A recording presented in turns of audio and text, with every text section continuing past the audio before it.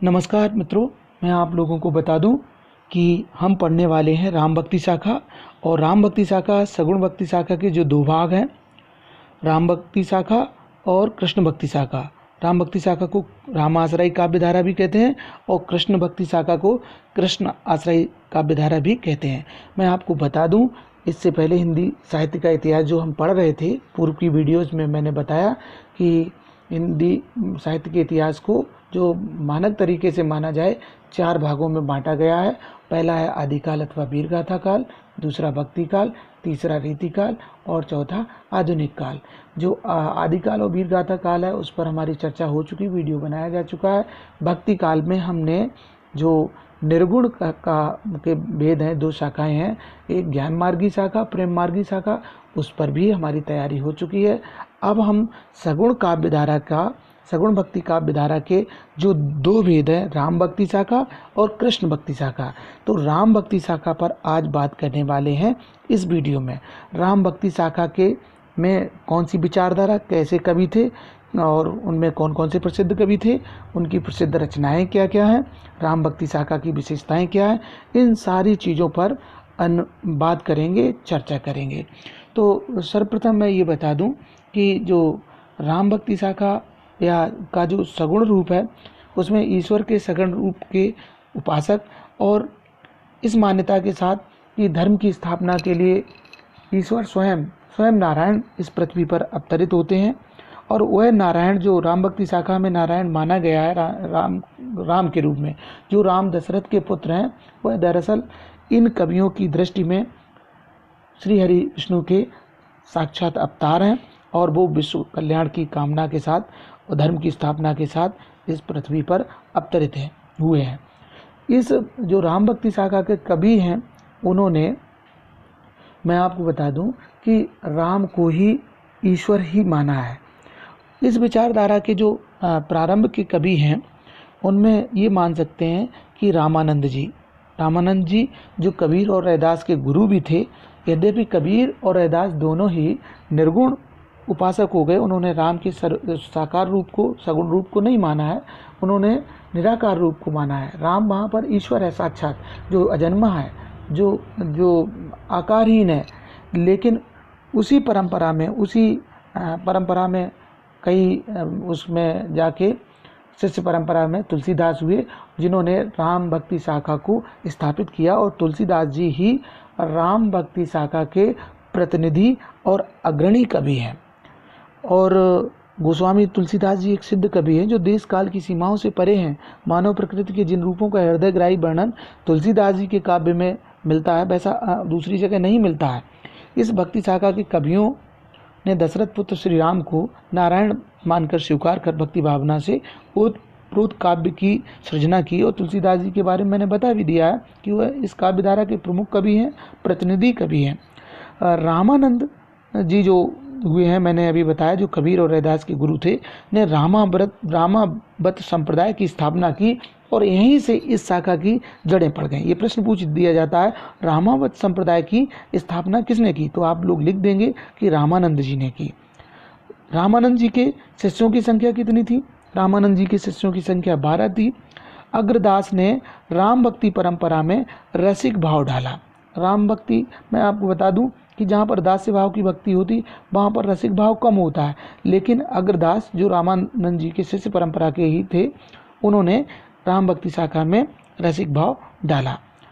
और एक बात और भी है कि रामायण कथा, हम लोग सामान्यतः जी जानते हैं कि हिंदी में यदि कोई काव्य का सृजन हुआ, चाहे अवधी में हो या ब्रज में हो, किसी भी भाषा विभाषा में हो, तो वो रामचरितमानस है। लेकिन नहीं, प्रश्न पूछा जाए कौन सा प्रबंध काव्य हिंदी का पहला प्रबंध काव्य है, तो विष्णु दास जी का रामायण कथा हिंदी की पहली प्रबंध काव्य है, जिसके रचयिता विष्णु काव्य हैं।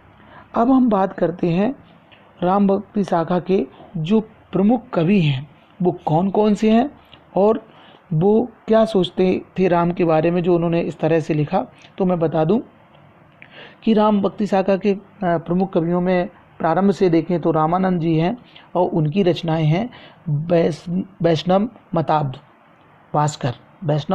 भास्कर और राम रक्षा स्रोत, रामाष्टक। इसके बाद जो उसी परंपरा के दूसरे कवि हैं अग्रदास, जिनकी रचनाएं हैं ध्यान मंजरी, राम भजन मंजरी और हितोपदेश। अग्रदास जी भी इसी विचारधारा के, इसी काव्यधारा के कवि हैं। इसके बाद ईश्वरदास जी जो इस विचारधारा के तीसरे प्रमुख कवि हैं। सत्यवती कथा, सत्यवती कथा आप लोगों ने सुनी होगी, सत्यवान और सत्यवती की कथा। भरत मिलाप, अंगद पैर, इनकी कथाएं हैं। इसके बाद जो इस विचारधारा के सर्वाधिक मान्यता देने वाले कवि, और आचार्य रामचंद्र शुक्ल जी ने कहा है कि एक लोकनायक को लोकनायक बनाते बनाते स्वयं ही लोकनायक हो गए, अर्थात जो श्री राम हैं वो वास्तव में जननायक थे, लोकनायक थे। इसके बाद महात्मा बुद्ध को लोकनायक कहा जाता है, और तीसरे लोकनायक तुलसीदास जी, वो एक लोकनायक की कथा का वाचन करते करते, कथा को लिखते लिखते लोकनायक बन गए। तो उन तुलसीदास जी की जो प्रमुख रचनाएं हैं उनमें रामचरितमानस है, जिसकी प्रसिद्धि, ये 44 भाषाओं में इसका विश्व में अनुवाद हुआ है, जो सर्वाधिक किसी ग्रंथ का अनुवाद होने वाला ग्रंथ है। दुआवली है, जानकी मंगल है, पार्वती मंगल है, कवित्त रामायण है, गीतावली, विनय पत्रिका, बरबय रामायण, वैराग्य संदीपनी आदि प्रमुख रचनाएं हैं। और ये जितना इनका भाषा पर अधिकार अवधि पर था, उतना ही इनका ब्रज भाषा में, इनके ग्रंथ दोनों भाषाओं में हैं, अवधि में भी हैं और ब्रज में। ये बिरला उदाहरण ही मिलता है जिन पर किसी कवि की दोनों पर दृष्टि हो। तो तुलसीदास जी बिल्कुल भगवान राम की जो भक्ति है दास्य भाव से करते हैं, और वो कहते भी हैं, राम सो बड़ो कौन, मोसु कौन छोटू, अर्थात राम से कोई बड़ा नहीं और मुझसे कोई छोटा नहीं। राम से खरो कौन, राम से कोई खरा नहीं है, और मोसु कौन खोटू, मतलब खुद को दीन ही कहा है।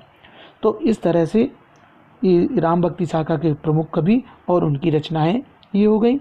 और अब हम बात करेंगे कि राम भक्ति शाखा की जो रामाश्रय शाखा है उसकी क्या क्या विशेषताएं हैं। पहली विशेषता तो एकदम स्पष्ट है कि उन्होंने राम के सगुण रूप की भक्ति की बात की है। मतलब सीधा सीधा ये है कि भगवान जो विष्णु हैं, श्री हरि विष्णु, उन्होंने अवतार लिया, और वो अवतार जो भगवान का साक्षात रूप दशरथ पुत्र राम के रूप में है, अर्थात उन्होंने सगुण रूप, मतलब साक्षात रूप भी देख सकते हैं राम का। इसके बाद इस शाखा के जो कवि हैं उन्होंने मर्यादाओं पर बहुत ध्यान दिया। उनका कहते हैं ना कि आचरण पर श्रेष्ठता का सिद्धांत का प्रतिपादन किया। राम यदि एक पुत्र के रूप में है तो मर्यादित हैं, पति के रूप में है मर्यादित हैं, शत्रु के रूप में भी मर्यादित हैं। दूसरी, इन कवियों की जो विचारधारा थी वो लोक मंगल की कामना थी, संसार में सारे लोग सुखी हों ऐसी कामना भी थी। समन्वयवादी जीवन की दृष्टि कोण इनका रहा। मैं फिर बता दूं, इन्होंने तुलसीदास जी जो इस विचारधारा के प्रमुख कवि हैं, उन्होंने समन्वयवादी दृष्टिकोण अपनाया।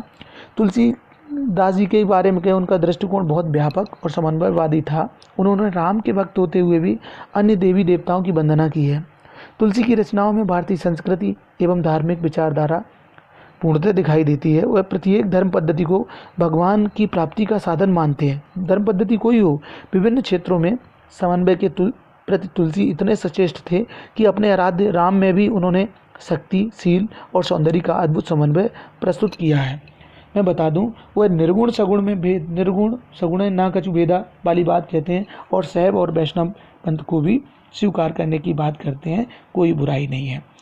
इसके बाद वर्ण व्यवस्था का, वही जो ब्राह्मण क्षत्रिय वैश्य शूद्र, उसका इन्होंने समर्थन किया है। दास्य भावना की भक्ति है, ये राम को ईश्वर मानते हैं और अपने आप को उनका दास मानते हैं। नारी के प्रति इनका दृष्टिकोण जो है तो वो परंपरावादी रहा, और गहन राजनीतिक शोध भी है। इन्होंने, तुलसीदास जी ने कहा है कि जासु राज प्रिय प्रजा दुखारी, सो नृप अवश्य नरक अधिकारी। जिस राजा के राज्य में प्रजा दुखी होगी वह राजा नरक का अधिकारी होगा। अर्थात राजा को प्रजा की चिंता करनी ही चाहिए। यदि राजा के रहते हुए प्रजा दुखी हुई तो राजा नरक का अधिकारी होगा। तो इस तरह से हमने बात की राम भक्ति शाखा के बारे में, राम भक्ति शाखा के प्रमुख कवियों के बारे में, और जो प्रतिनिधि कवि हैं तुलसीदास जी के बारे में भी चर्चा की। राम भक्ति शाखा की क्या क्या विशेषताएं हैं, इन सारी चीज़ों पर हमने चर्चा की। ये जो बातें बताई गई ये बहुत सारी परीक्षाओं, प्रतियोगी परीक्षाओं के लिए महत्वपूर्ण है। तो मित्रों, यदि आपको ये जानकारी अच्छी लगे तो लाइक करिएगा, और चैनल को सब्सक्राइब नहीं किया हो तो कृपया चैनल को सब्सक्राइब करें। वीडियो को शेयर करते रहिएगा। वीडियो देखने के लिए आपका बहुत बहुत धन्यवाद। नमस्कार मित्रों, जय हिंद, जय भारत।